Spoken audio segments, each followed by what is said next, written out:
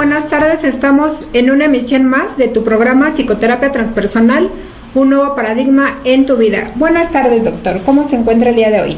Muy bien, maestra. Buenas tardes, amigos, amigas, disfrutando de este día y sobre todo disfrutando la compañía de quienes nos escuchan y nos ven para este programa, el cual el día de hoy queremos encaminar por el mundo del suicidio. Claro, recordando que estamos en una campaña de prevención del suicidio, qué mejor que hablar con el experto, el doctor Marco Antonio Polo Scott, desde un punto de vista desde la psicoterapia transpersonal. ¿Qué opina acerca del suicidio? Y no se lo pierdan, va a estar muy interesante. Doctor, pero también vamos a tener unos eventos muy pronto, el congreso, precongreso, poscongreso. Así es. El Instituto Mexicano de Psico-Oncología se viste de gala. Estamos preparando la fiesta. Y en esencia la fiesta gira en torno a la psicoterapia transpersonal. Y tenemos nuestro tercer congreso de psicoterapia transpersonal. Y dentro de este tercer congreso, previo tenemos un precongreso en el cual nos va a acompañar el primer transpersonal de Cuba, que se formó con nosotros. Así es. El maestro Reiby Sarmiento, que viene de Cuba. Él trabaja para la Universidad de Holguín y para uno de los policlínicos, y que también está llevando a cabo una investigación entre el Policlínico de Holguín y el Instituto Mexicano de Psico-Oncología desde la psicoterapia transpersonal para pacientes con cáncer. Excelente proyecto que está llevando a cabo el maestro Reiby. Y este curso, amigos, va a ser 16, 17 y 18 de mayo. Va a haber 2 horarios, el matutino y el vespertino. No se lo pierdan, de verdad vale la pena. Es EMRD transpersonal. ¿Y el postcongreso, doctor? Sí, lo va a dar un experto en la terapia de regresión. Él es el creador de la terapia del alma. Es el doctor Rodolfo García Chávez. Tengo el gusto de conocerlo.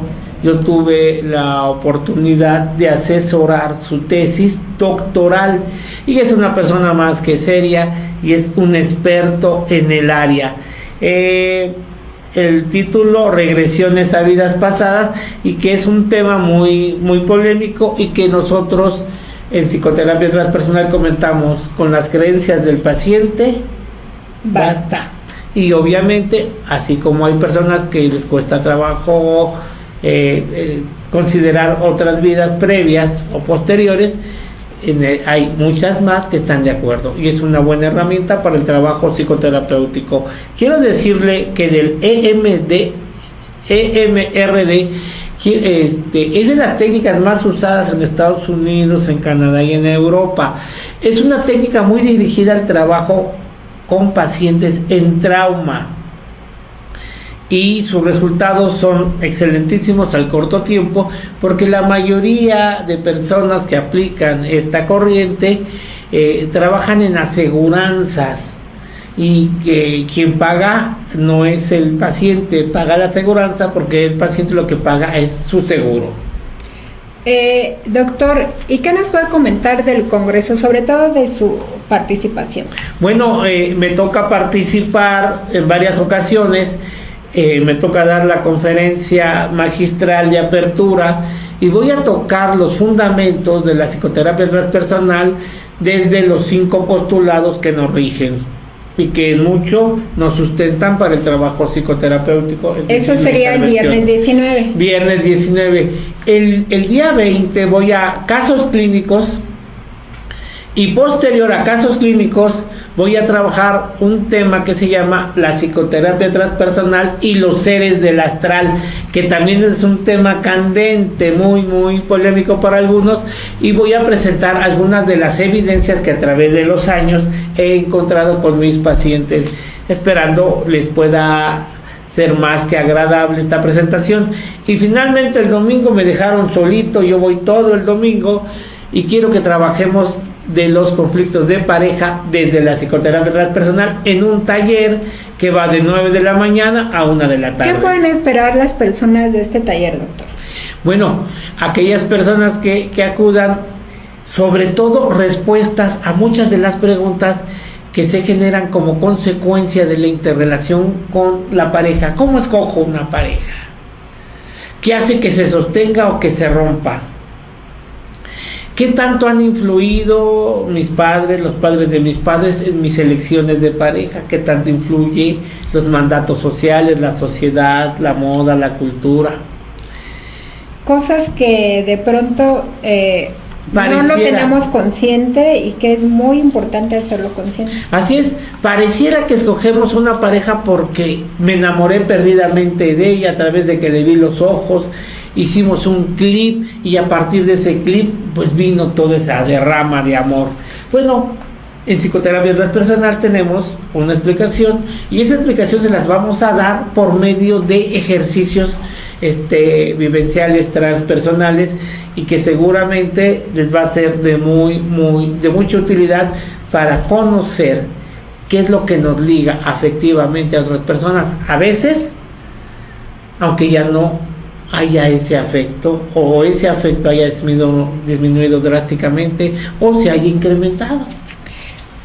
Para conocer de manera personal, y los que están estudiando psicoterapia transpersonal seguramente se van a llevar herramientas muy buenas para aplicarlas con sus pacientes. Sí, claro, porque esa es la idea de todos los talleres cuando yo los tengo el gusto de dirigirlos. La idea es que después el profesional pueda hacer un abstracto de lo que se trabajó, de lo que trabajó él en primera instancia para después poder con su creatividad incorporarlo a sus procesos psicoterapéuticos. Pues ahí tienen todos aquellos que les gusta la psicoterapia transpersonal, no se pierdan este congreso. Empezamos desde el precongreso 16, 17, 18, después el congreso 19, 20 y 21 y el postcongreso 22, 23 y 24. Todavía hay algunos lugares muy poquitos, no se lo pierdan. Ahora quiero decirle que el costo de los del congreso es totalmente simbólico, 500 pesos cada uno. Cuando aprende esta corriente, el curso básico más sencillo debe de dar aproximadamente en cerca de 6,000, 7,000 pesos. Y el de regresiones a vidas pasadas, se paga en dólares. El curso básico cuesta alrededor de $1,200. O sea, los costos son más que accesibles y dados por expertos. No es alguien que vino y emigró de Cuba, leyó un libro, hizo un cursito y lo sacó. No, él se formó con la gente que envía la corriente de Europa y que ha considerado enseñar su corriente en Cuba como lo hemos hecho nosotros a través de la psicoterapia transpersonal, en el caso de Reiby y en el caso de Rodolfo. Es un estudioso de muchísimos años en esto de vidas pasadas y que no es como aquel que trabaja regresiones pero no sabe ni regresar a su casa, como el caso que me sucedió con un colombiano en un congreso en Cuba, donde pues ya nos explicó y le pedimos, bueno, ¿tienes algún ejemplo? ¿Tienes algún video? ¿O quieres evidencia? Trabajar con alguien aquí?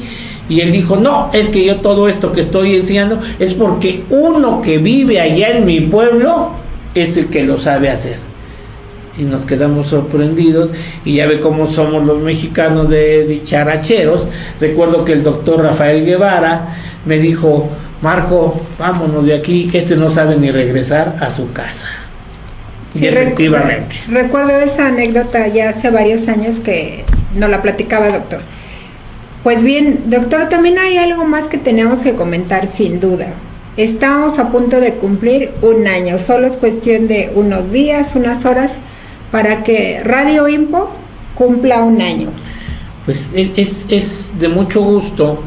Es un proyecto desde que se inició, que lo inició usted, que le han echado muchas ganas, tanto los presentadores, los operadores, los conductores, las ganas que hemos tenido. Y empezamos con un programa. Así es, Ciencia a tu alcance. Ciencia a tu alcance. Y hoy... El segundo fue este. Y hoy estamos cerca de 40 programas y transmitiendo la gran mayoría en vivo, que después se pueden tomar desde YouTube. Y quiero decirle que vamos por más horas, porque queremos llevar el info desde el salón de clases para toda la comunidad y también para aquellos que estén interesados en los distintos temas que se abordan dentro de los salones de clase. Y esto me lleva a decirles que una de las características del INPO es que las clases en nuestros espacios no son las clases tradicionales, son muy interactivas y entonces muy prácticas. Tenemos muchas visitas a distintos centros, nuestros profesores están inmersos en la sociedad y están trabajando con la sociedad. Entonces esa situación donde uno lleva un cuaderno, una pluma y está anotando lo que dice el profesor, en el caso del INPO no es. Ya quedó atrás, porque antes de que la Secretaría de Educación Pública lanzara su campaña de Aprender a Aprender, el INPO tiene 15 años haciéndolo. Entonces, nos da mucho gusto que ahora las autoridades federales se hayan dado cuenta que no se puede saturar de información si no hay una retroalimentación que venga de la sociedad para poderla convertir en conocimiento, y esto lo hemos venido haciendo y lo seguiremos haciendo. Además que en el INPO todos los salones cuentan con una pantalla y todo un equipo de cómputo a disposición de los alumnos. Cuando hace varios años ya atrás hablábamos de los diplomados, la forma de promocionarlos decíamos que eran vivenciales. Bueno, utilizamos otras palabras, pero era para hacer saber que no se iba a tomar nada más clases frente a un pizarrón o frente a una pantalla, sino que iba a haber esa interacción que es necesaria. Y por eso el INPO no tiene pupitres, tenemos sillas, porque necesitamos que haya movimiento, que no solo sean receptores, sino también nos proporcionen su conocimiento. Hay un comentario que nos manda Esmeralda Juárez. Dice, para salir adelante y ya meternos al tema, ¿qué tan factible es quedarse en una relación sin amor, como usted lo está mencionando? Es una decisión individual, pero eso repercute de qué manera en la persona. Primero, Esmeralda, mira, si te dijese cuántas personas se casan en querencia y cuántas se casan en amor, te puedo asegurar que las de amor son las mínimas. No aprendemos a amar, ni nos enseñan. Aprendemos a querer. Y la mayoría de los que se casan enamorados, o se unen enamorados, o se proyectan enamorados. Queriendo, no amando. Una querencia. Y muchas de estas querencias son dependencias que están cubriendo huecos de soledad, registros de soledad y sufrimiento. Quiero decirte, Esmeralda, y que muchas de esas personas se quedan en la relación atrapadas, entre otras cosas, y solamente entre otras cosas, por los mandatos familiares, es decir, las herencias familiares, y por otro lado por las herencias sociales. Dentro de las herencias familiares, algunos se quedan porque hay algo que no entienden, no comprenden, que está en lo transgeneracional y que está dado por los secretos, las promesas y las anécdotas, y que en ocasiones estas promesas del ayer de mis padres repercuten en mis promesas están allá en el inconsciente, doctor. Y están en el inconsciente ahí depositadas, y que se han ido transmitiendo cuánticamente de generación en generación. Es más, Esmeralda, en mi experiencia te puedo asegurar que un porcentaje muy significativo de personas dejaron de quererse hace tiempo, pero se siguen necesitando, y la necesidad no es lo mismo que la carencia. Amor al Creador, al Padre, o a cualquiera de sus manifestaciones, como el caso del Divino Maestro Jesús, a María Madre. Amor a sí mismo, cuando se sabe amar, sí, y tal vez amor a mi descendencia, en esa proyección internalizada de amar a los míos. Hijos, nietos, que también quiero decirle que a muchos de ellos no se les ama, se les quiere y se depende de ellos afectivamente, porque si no hay amor interior, si no te concibes como un ser divino que dentro de ti te encuentra el Creador, en esa manifestación de divinidad, difícilmente hablamos de amor.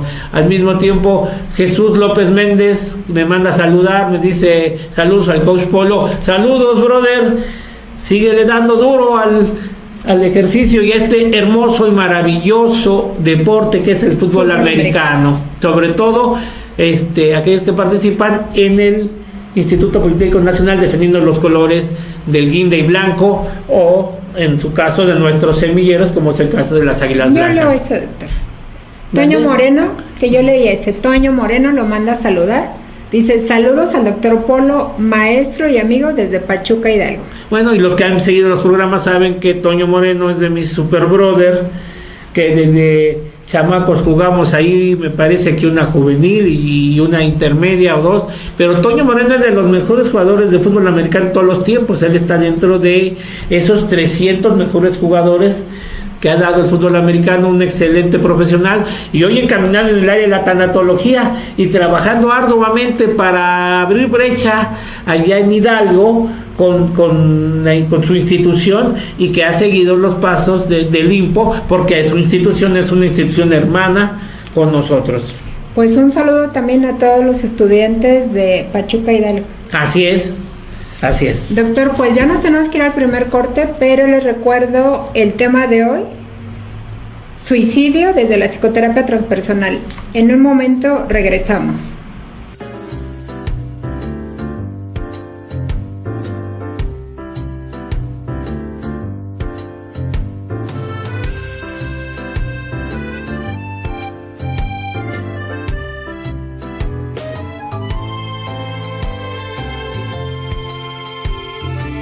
Regresamos aquí con el doctor Marco Antonio Polo Scott en tu programa Psicoterapia Transpersonal, un nuevo paradigma en tu vida. Doctor, ya sin más preámbulos, ¿qué es el suicidio? Bueno, en términos generales hemos hablado de él desde sus raíces etimológicas latinas, como sui, sí mismo, cadere, matar. Entonces es matarse a sí mismo, y que esto regularmente puede darse por una conducta activa o pasiva, por acción o por omisión, es decir, una acción directa a quitar la vida, o por otro lado una acción que tiende a evitar las acciones que la pueden preservar, como tomar medicamentos exactamente, o seguir los tratamientos, o omitir algún tratamiento, no llevar a cabo un tratamiento. Entonces, en términos generales, esto es el suicidio. Sin embargo, también tenemos como medida de definición el escapar, tomando el escapar de la experiencia de la vida a partir de tomar acciones o omitiendo estas acciones que tienden a autoagredirse hasta eliminar la vida por completo. Desde la psicoterapia transpersonal, ¿cómo sería definido? En psicoterapia transpersonal es un proceso, el suicidio es un proceso que tiende a lastimarse a sí mismo, lastimando a los demás. Queriendo lastimar a los demás. Regularmente, de manera inconsciente, sí. Así la mayoría de los suicidios tienen varias vertientes. Casi la mayoría de los suicidios solo pueden ser explicados de manera más general a través de los postulados, y mucho de esto a través del tercer postulado, que dice que todo acontecimiento transpersonal está constituido por acontecimientos trans, intra. Sin embargo, regularmente la mayoría de las teorías solo se han enfocado en lo intra, y algunas teorías, las psicosociales, consideran los elementos de lo que influye la sociedad. El inter. En su caso, por ejemplo, Emily Durkheim fue más allá en su tiempo y consideró a la sociedad. Entonces, en el estudio sociológico de Emily Durkheim, principalmente es la sociedad quien genera esta situación. En el caso de nosotros decimos sí, también lo intra, y decimos no olvidemos lo transgeneracional, y de lo transgeneracional habría que ver qué ha pasado allá atrás con respecto a los secretos, a las promesas y a las anécdotas. En el caso del suicidio, impacta más de muchas maneras los secretos, sabiendo que los secretos tienen... ¿Usted ha detectado eso en los pacientes? Que los que tienden más a pensamiento suicida es porque hay muchos secretos en su familia. Más bien, lo que he encontrado es que cuando un paciente llega conmigo porque se han dado condiciones que lo están llevando por un proceso que puede culminar con el suicidio, un proceso suicida, cuando empiezo a tocar la parte transgeneracional, parte de la fuerza del proceso disminuye. Y de aquí hablaría mucho de los secretos. Y en los secretos, como ustedes saben, porque lo hemos comentado en otros momentos, están dados por la vergüenza y el dolor. Dolor y vergüenza lo que hace que no se hable. Casi todos los secretos, o la mayor parte de secretos, el 99.99% de los secretos, tienen que ver con dos elementos que son claves en la vida. Uno, el sexo; otro, la muerte. Para el caso del suicidio, es común encontrar que en lo transgeneracional el secreto los tiene unidos, tanto sexo con muerte. Y que para nosotros es importante saber que si en otras generaciones ha habido procesos suicidas y cómo han sido estos procesos suicidas. ¿Qué elementos son más comunes o se vienen arrastrando también de otras generaciones? ¿Qué elementos nos podría mencionar? Bueno, yo creo que hay varios elementos dentro de este proceso y que obviamente seguirían la regla del tercer postulado transpersonal. Estaríamos hablando de la soledad, el aislamiento social, la vergüenza, es un elemento que se da en los secretos. Es que la vergüenza puede tener dos vías y esa vergüenza puede darse por lo que se hizo y por lo que hice o dejé que se hiciera, y eso incrementa por mucho el dolor. Ya dentro más a fondo, pónganos un ejemplo.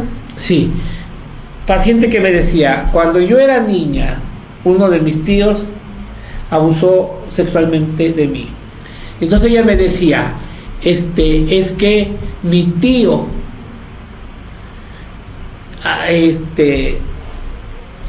perturbando la tranquilidad de la casa, yendo en contra de la familia que había depositado, porque él había llegado a vivir, aprovechó un instante, bajo promesas X, en un momento dado,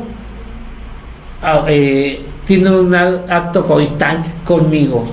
Esa es la vergüenza, el acto coital. Y ella a su vez agrega la otra vergüenza. Y a mí me da asco y molestia porque lo permití.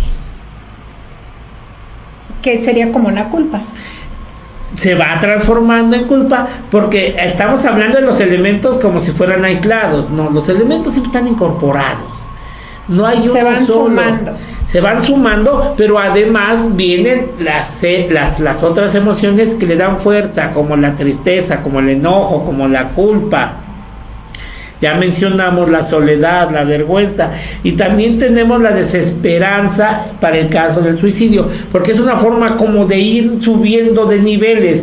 Si a la soledad le agregamos que hay un aislamiento social derivado de que la persona se separa o es separada de sus redes de apoyo, como sucede con las personas que trabajan fuera del país, las personas que trabajan en localidades distintas a donde viven, o que son apresadas también, por ejemplo, o que son retiradas de la sociedad por alguna cuestión legal, y podemos ver la gente de un caso que hace poco conocimos de un investigador que se quitó la vida y que para ser investigador tuvo que dejar el lugar donde habita donde vive su familia, para venir a trabajar acá y hacer efectiva la beca que había ganado por su esfuerzo y dedicación. Entonces, la red social... Ahí sería el aislamiento social. Exactamente, el aislamiento social con respecto a sus redes sociales primarias. Al mismo tiempo, la sensación de desamparo cuando las cosas no se dan.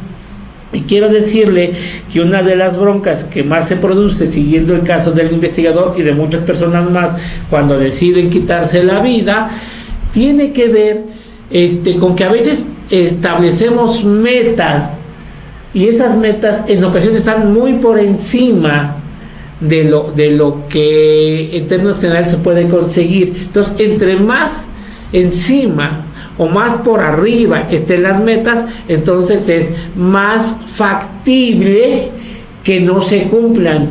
Pero en las personas, como el caso del investigador y muchas personas más que son obsesivas compulsivas, eso les genera un gran conflicto de frustración, y en un extremo muy fuerte estaríamos en desamparo.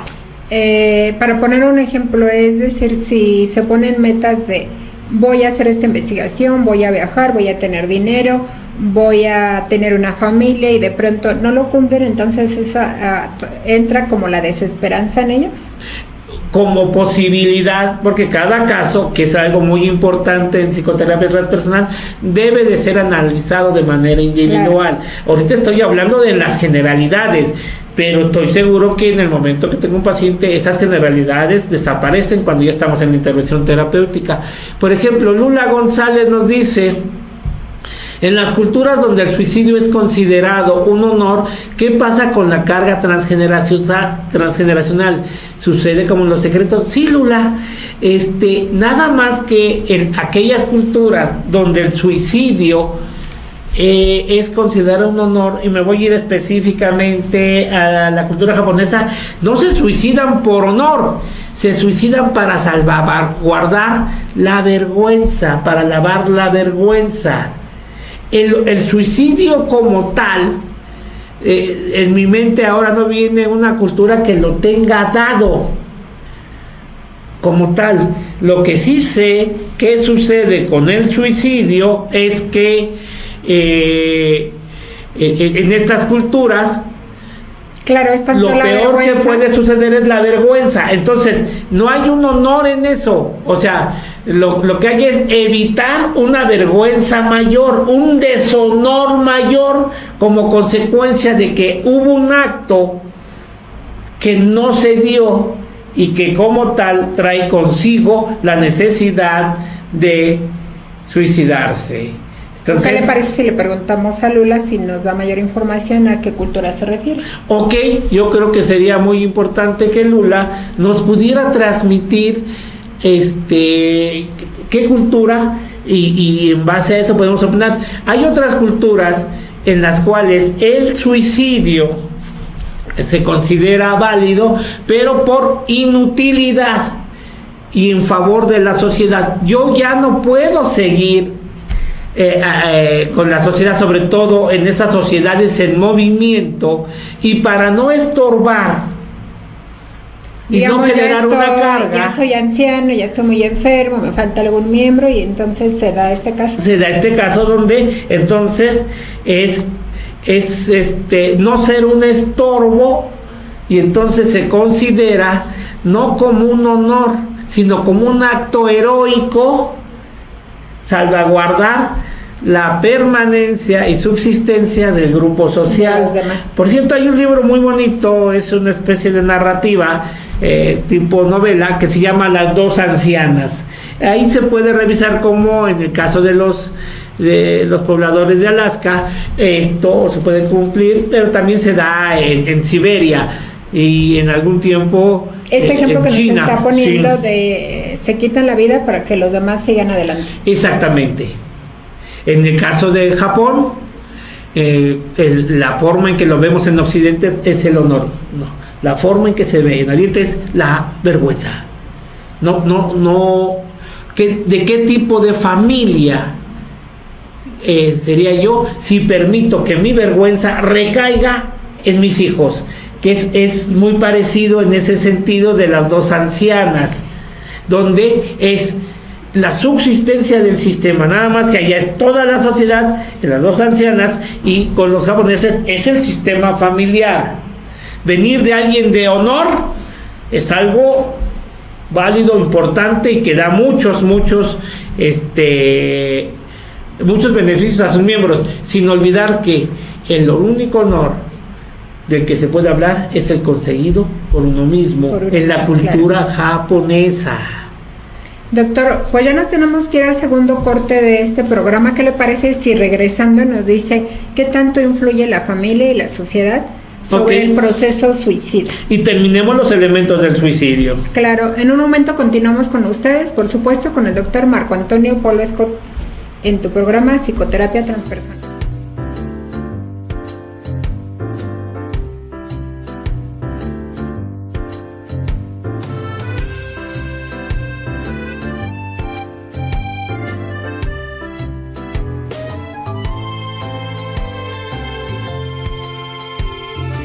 Regresamos aquí. ¿Qué le parece si nos termina de compartir los elementos más comunes respecto al suicidio? Bueno, ya había hablado del desamparo y en casi todos ellos se hace presente lo que nosotros establecemos en el cuarto postulado. Solo existe un tiempo y ese en el inconsciente, y ese tiempo es la hora presente. Esto sucede con el suicida. Para efectos del proceso suicida llamamos distorsión de la realidad, es decir, el paciente junta todos los tiempos en uno solo. Todo está sucediendo en este instante, lo que le llamamos ahora presente. No lo tiene como claridad, porque no termina de emerger al consciente, y entonces él atribuye a lo que está sucediendo los detonantes, lo que se dio en los detonantes, pero no alcanza a visualizar un cuadro porque está en el inconsciente transpersonal. Y lo vive como si estuviera pasando. Sí, sin darse cuenta. Lo que nota es que se está generando una gran carga de sufrimiento. A esta gran carga de sufrimiento, donde no encuentra salida, le llamamos atrapamiento, que es otro de los elementos. El umbral individual de sufrimiento disminuye drásticamente. Hay una sensación de derrota, de que se haga lo que se haga, se va a quedar ahí. Tenemos el atrapamiento con la derrota.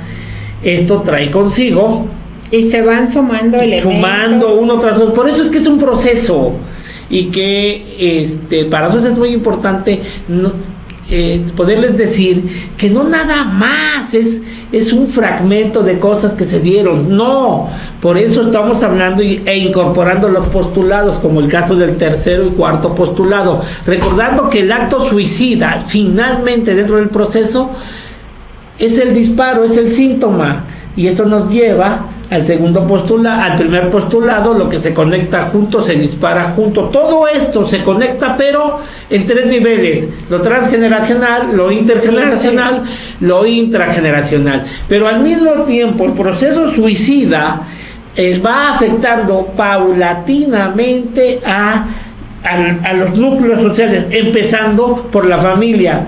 Segundo postulado. Y con ello, recuerdo que en la mañana me hacía mención del quinto postulado. ¿Cómo es que simboliza? El quinto postulado es que tendemos a simbolizar el mundo que nos rodea. En el caso del proceso suicida, es de derrota, de una derrota total, sobre todo en la medida que va escalando. Esto lleva ya todo junto a una insoportabilidad del sufrimiento. Es demasiado lo que estoy sufriendo, y como consecuencia es algo con lo que ya no puedo, y se incrementa por la carga suicida, porque sigue dándose más tensión. Doctor, yo sé que cada persona es distinto, pero podríamos hablar, si estamos hablando de un proceso, ¿como de qué tiempo? No hay tiempo. Días, meses, no años. Pudiese, no me atrevería yo, así como puede darse de una forma rápida, súbita, puede ser muy lento. Entonces, no, el tiempo no sería un elemento principal, por lo menos. Y aquí ahorita checando tenemos que Lula González nos dice nuevamente: Lula, muchos saludos, todo mi amor para ti y tu pareja, que además su pareja es una estudiosa del suicidio, le sabe tantito. Las conductas autodestructivas sin llegar al suicidio, que si vivieron en generaciones pasadas pueden resultar en suicidio en el paciente, pregunta Lula. Le diría: Lula, lo que se conecta junto se dispara junto. No me quedaría solamente con lo transgeneracional, me iría a revisar ya en el trabajo de intervención psicoterapéutica todo el esquema como acontecimiento, ese acontecimiento como proceso del suicidio en sus 3 niveles: inter, intra, transgeneracional. Claro, como usted decía, tal vez traiga esta herencia, pero también falta agregar todo lo que está pasando en el inter y todo lo vivido en el intra. Claro, porque podemos tener una contraparte que diga: la herencia familiar dice somos una familia con tendencia suicida, pero las cargas o la experiencia en este plano de la experiencia es un nivel de frecuencia elevado, y entonces se contrarresta y ya no estaríamos pensando en procesos suicidas. Por eso no es tan fácil para mí, al menos para mí, poder decir conjeturas así a bote pronto. Nos comenta Fernando Pérez: por lo que está diciendo, entonces el suicida lo que de verdad desea es lastimar el mundo que lo rodea y no a sí mismo.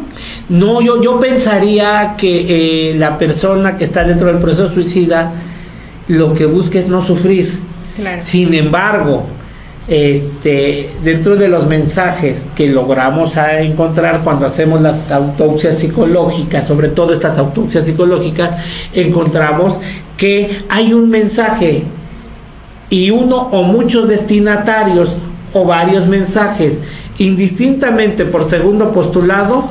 El primer mensaje se lanza a la familia. En términos generales, desde mi experiencia, a veces es a un miembro específico de la familia, a veces es la familia ampliada, dada a través de los compañeros y amigos, tíos, primos, abuelos. Sí. Por ejemplo, en el caso del investigador, algo que me queda claro es que hay una razón: se llevó a una insoportabilidad del sufrimiento, se pasó al acto suicida, se vivió el aislamiento, se vivió la soledad, la desesperanza, la derrota, la carga suicida, y no tuvo las redes de apoyo que pudieran tener cierta contención, pero quiera o no, su familia está afectada. Claro. Porque al final de cuentas, su acto, lo que hace un miembro de la familia, afecta a toda la familia, y en la medida que el acontecimiento es de mayor impacto, más tiende a afectar. Y también afectó a la comunidad donde se desarrolló este evento. Sí, claro, tan afectó que por varios días se ha comentado, y esto ha llevado a valorar hasta dónde este tipo de personas que trabajan ahí, que son de alto rendimiento con respecto a la academia, a la investigación, necesitan tener una contención para cuestiones emocionales. Nos dice Andrea Mendoza: excelente tema, saludos a la mesa. Gracias, Andy. Milagros Rodríguez: felicidades, encantada de seguirle, mucho éxito. Gracias, Milagros. Por acá tenemos Tamara López: ¿qué tanto afecta el suicidio de una figura importante como papá o mamá al resto de la familia? ¿Qué tanto? No te lo podría decir, porque no puedo cuantificar las cosas. Cualificar sí, y te diría que habría que analizar para cada caso. Sin embargo, aquí de entrada, pues mucho del mensaje va a ser que papá o mamá no pudieron con lo que estaban viviendo, y que eso se les arroja a los hijos. No quisiera especular más, porque pudiese darse otros factores que no estamos considerando. Por ejemplo, que el proceso suicida de papá o mamá se haya dado como consecuencia de una enfermedad mental, y que ésta haya orillado a que esto se haya tomado. Indistintamente para los hijos no es tan explicable esto de esta manera y entraremos en un conflicto más fuerte. Nos dice Claudia Jiménez, si en mi familia se presentan suicidios, ¿es también por herencia familiar?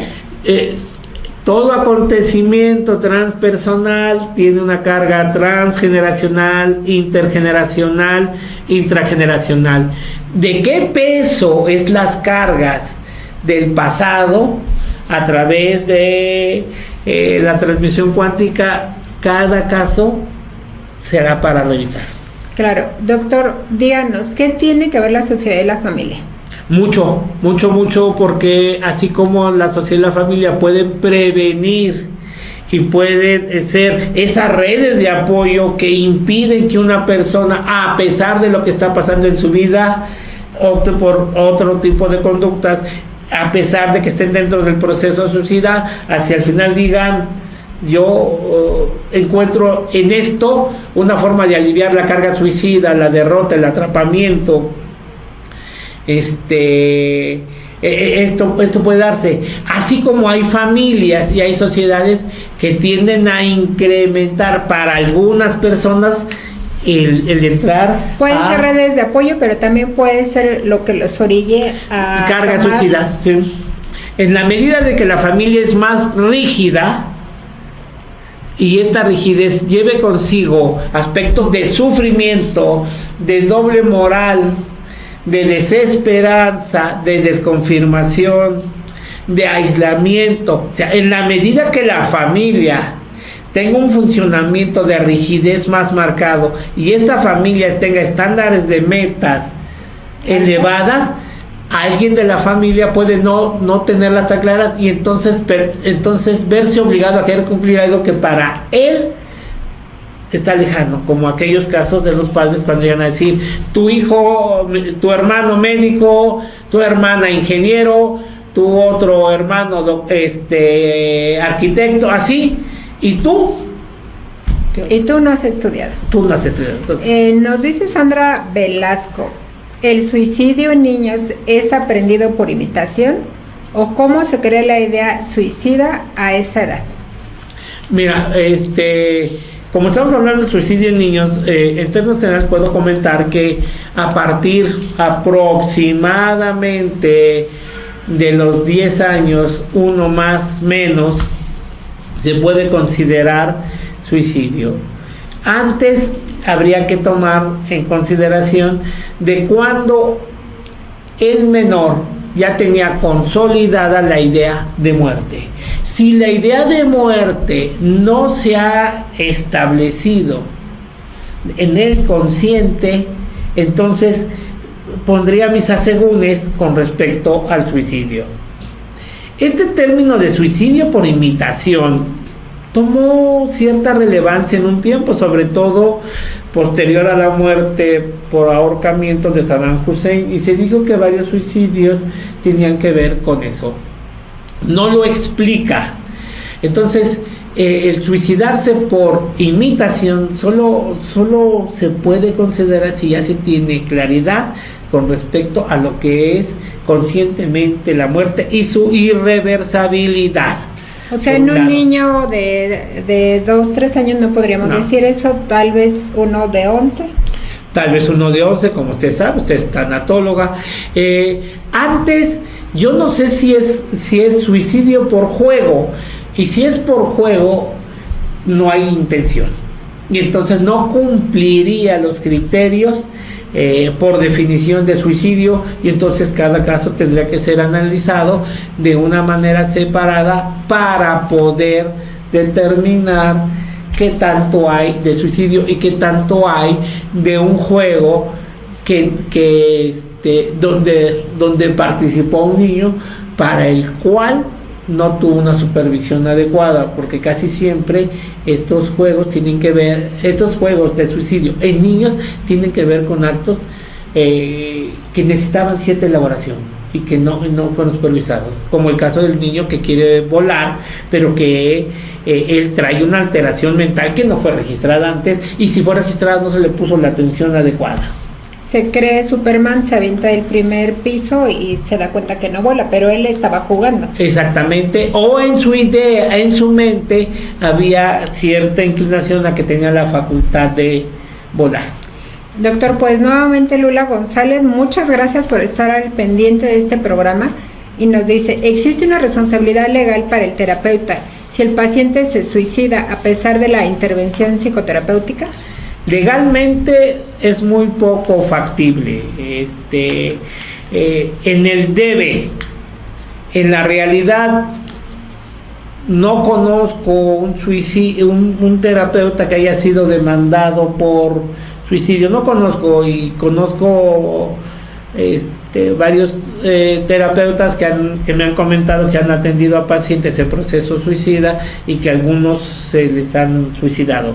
Es muy posible que legalmente hay implicaciones en el debe. En el ser no conozco esa experiencia. De hecho, algo que sucedió hace algunos años, eso me pasa a mí, en un paciente que estaba viviendo ya la insoportabilidad del sufrimiento. Es un caso muy fuerte porque este señor pues le detectaron VIH-Sida, ya el SIDA estaba avanzado, en una fase avanzada. Cuando él lo sabe, porque se enferma, y cuando van y le hacen todas las pruebas, pues resulta que tiene SIDA. Eso lo sabe él y lo sabe su hijo mayor, pero de por medio está la mamá. Entonces a la mamá no se le informa, y él dice, ¿cómo les voy a decir que tengo SIDA y que hacia adelante pues ya el tiempo que voy a tener de vida va a ser muy limitado y se va a hacer muy notorio? Entonces, cuando está conmigo, noto esto, yo lo canalizo hacia psiquiatría, porque era importante seguir el protocolo con respecto a que la atención fuera multidisciplinaria, y al mismo tiempo acudo con el hijo y le digo, oye, tu papá no puede con esto que está viviendo, necesitamos extender la red de apoyo y necesito que lo internen. El hijo en un psiquiátrico, en un sanatorio, tenían que dormirlo por medio de sedantes, vitaminarlo, y entonces ver las estrategias que se podían seguir. El hijo me dice, sí, ok, muchas gracias, doctor, y punto. 2 días después se suicidó por medio de pastillas, de unos medicamentos. El hijo va conmigo y me dijo, bueno, usted tiene información de mi papá, quisiéramos que esta se mantuviese en usted. Y yo le dije, mira, esa información es importante que la sepa tu mamá, y yo que la lleven a hacer los estudios correspondientes por si hay algo por ahí. Lo otro, lo que es la secrecía de mi trabajo, de la información que yo tengo, esa la mantengo. Solo te pido que tomes las acciones que les corresponde, que te corresponde, porque tú sí sabes qué es esto. Yo te informé de lo de tu papá y en aquel momento no me lo tomaste muy en cuenta, te pido que ahora sí me lo tomes muy en cuenta. Entonces, no tuve ninguna demanda por parte de él, y no conozco a alguien que haya sido demandado, que no quiere decir que no haya alguien demandado, solamente que no es tan fácil comprobar que algo no se hizo adecuadamente en el espacio terapéutico, sobre todo porque son espacios muy cerrados, muy íntimos, salvo en algunas corrientes donde es obligado la filmación de los procesos, que sería y sobre todo serían espacios institucionales. Doctor, nos escribe Soco Aira. Ajá. Dice, saludos profesor Marco desde Texcoco. Fui su alumna en diplomado de tanatología, es un placer escucharlo. Saludos a la mesa, y por muerte trágica en los antepasados puede haber, no le entiendo, doctor. ¿Algo suicida? Intento tal vez, ¿no? Sí, intento suicida o suicidio. Sí, como posibilidad, solo que no me quedaría solamente con los antepasados. O sea, yo en mi caso, como psicoterapeuta transpersonal, busco qué más, aparte de los antepasados, está, qué más está en la sociedad, qué más está en la cultura, en la moda, y también todo lo intrageneracional.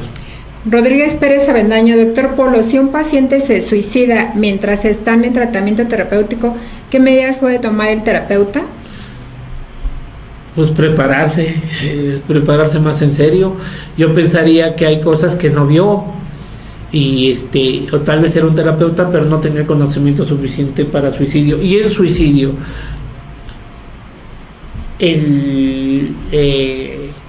que sea comentado o que sea evidente para el terapeuta, hay que pedir el trabajo multidisciplinario inmediatamente. Es de los casos donde la secrecía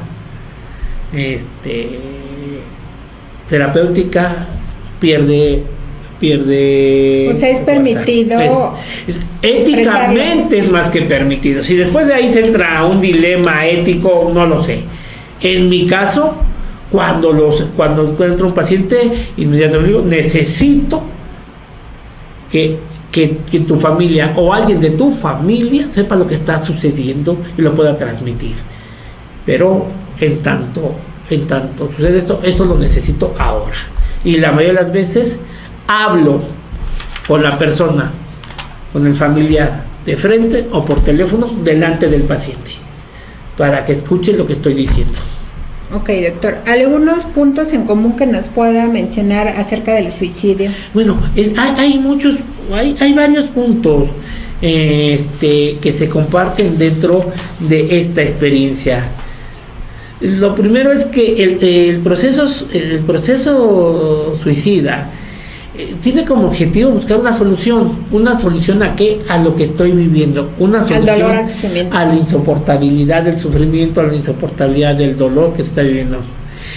En la mayoría de los casos de suicidios que provienen de aspectos psicológicos, el objetivo es dejar de sufrir, lo que implica que una vez que se restablece el equilibrio, bajando la carga suicida, es muy posible que empecemos a elaborar parte de lo que sucedió en el proceso suicida, lo que implica que a veces, cuando esta carga es muy grande, cuando se da la insoportabilidad del sufrimiento, y que es muy manifiesta porque el paciente cantinflea mucho, o sea, el pensamiento suicida se aglutina todo en el atrapamiento. Entonces ahí es evidente que algo tenemos que hacer. El estímulo, lo que incrementa el proceso suicida es el sufrimiento.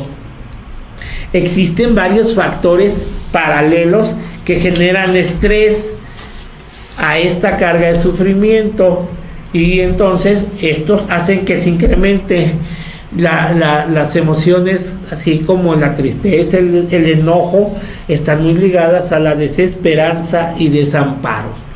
Dentro de los varios elementos, el pensamiento es muy confuso, hay muchas ideas que vienen y van, en esto que yo le platicaba de lo que se suscita como ahora presente, donde todo se aglutina. El estado de percepción es: no hay salida, es derrota. El mundo que me rodea, la forma en que lo simbolizo, es de una derrota. La única salida es la muerte. Sí, para dejar de sufrir.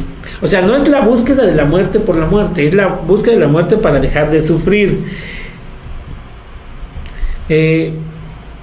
También podemos tener como un elemento, es que dentro del suicidio pesan más lo que está en el inconsciente que lo que está en el consciente, pero el paciente solo ve lo reducido del consciente, y eso evita que se vea lo profundo. Estoy viendo aquí que recibimos un mensaje, a ver qué dice. Rocío Hernández: hola, felicidades por su programa, como siempre muy enriquecedor. Oscar Moreno: un gran saludo al doctor Polo de parte del ingeniero Oscar Moreno, y una felicitación especial por su ingreso al Salón de la Fama. Esta fue anterior, me parece. Bueno, de todos modos, en caso de que Oscar nos esté escuchando, un gran amigo, Oscar Moreno, super jugadorazo de los Búhos Guindas del Instituto Político Nacional, y que además generación tras generación anda llevando a los chamacos de la escuela donde trabaja como una labor social en primera instancia a que hagan deporte. Ahí del fútbol americano varios chamacos les ha encantado el americano y han dejado las calles a través de este deporte, pero también ha colaborado con nosotros en el INPO y hemos podido apoyar desde el área de la psicopedagogía para orientar, y desde el área de la psicología poder darles atención y orientación psicológica. Entonces siempre anda echándole ganas hacia adelante Óscar Moreno, un gran amigo. Por cierto, hermano, ahí me debes unos tamalitos, espero no se te olvide. Muy pronto, doctor. Nos vamos al siguiente y último corte, solo para regresar y hacer una síntesis, y me gustaría que nos hablara de la escala suicida.